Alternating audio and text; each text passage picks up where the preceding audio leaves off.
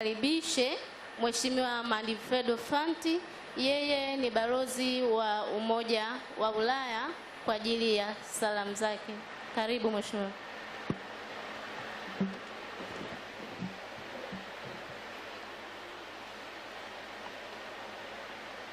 Honorable Minister Dr. Dorothy Gwajima,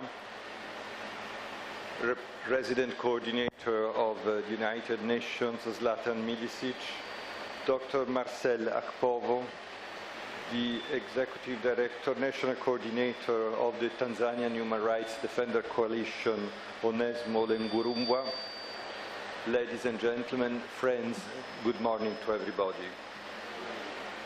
I am particularly honored to be invited as a representative of the European Union today to speak at this group of human rights defenders.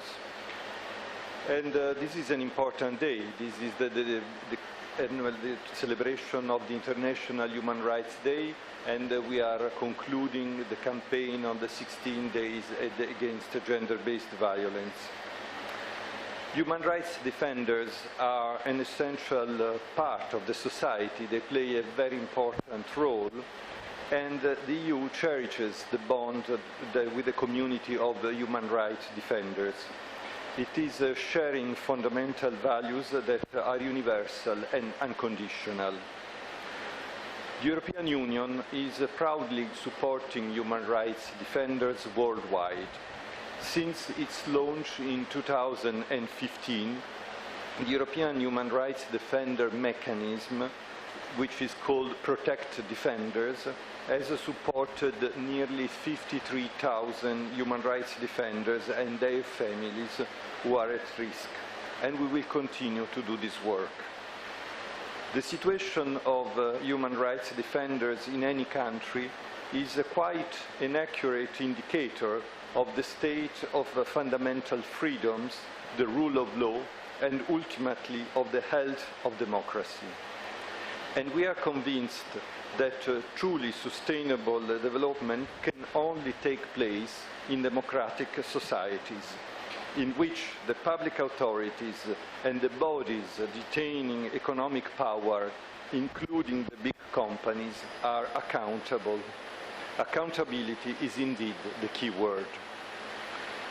Beyond the declarations of principles, the EU works very concretely on many fronts to improve the respect for human rights inside the Union and worldwide.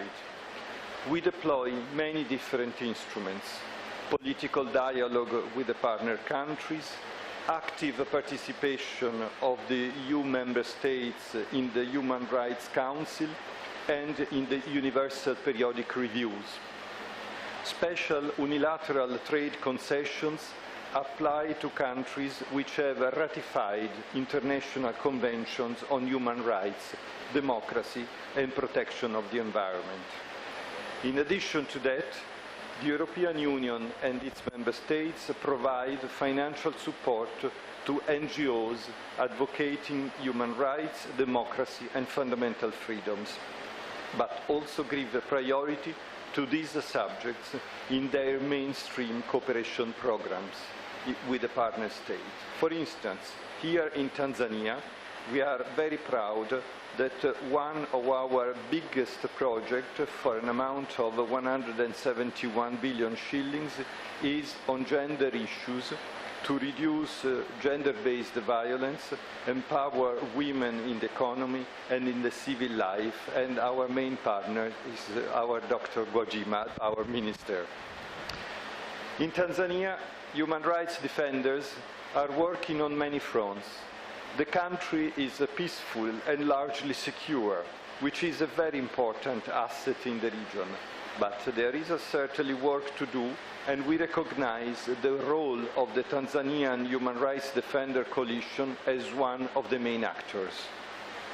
Now, if you ask me whether the European Union is satisfied with the result of its work on human rights worldwide, my reply is that clearly we are still far away from reaching the results that we would like to see.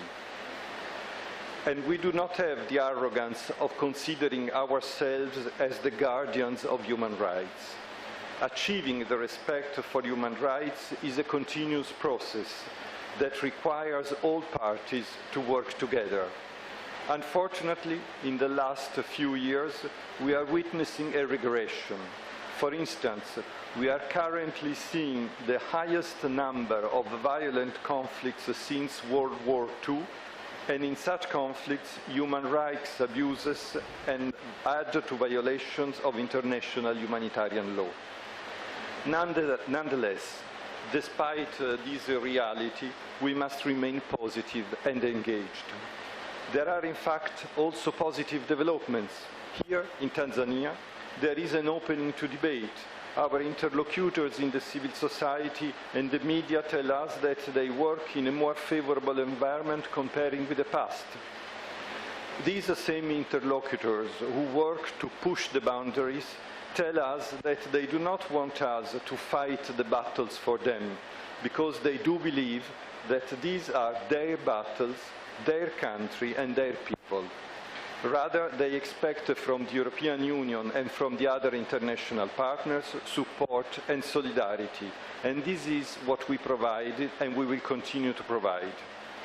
Anywhere in the world, achieving and sustaining stronger compliance with human rights and democratic principles cannot be dictated from abroad. It is very much a comprehensive effort that includes legislative measures, changes in cultural and social attitudes, and in general, winning the minds of people in order to claim spaces, as the title of these days of discussion so aptly suggests. I am sure participants have taken full profit of the opportunity offered by this conference organized by the Tanzanian Human Rights Defender Coalition and Defend Defenders, and I conclude my remarks assuring that the European Union remains engaged as a partner of the Tanzanian Human Rights Defender Coalition and all the human rights fraternity in the country, wishing all the success in their work. Thank you very much for your attention.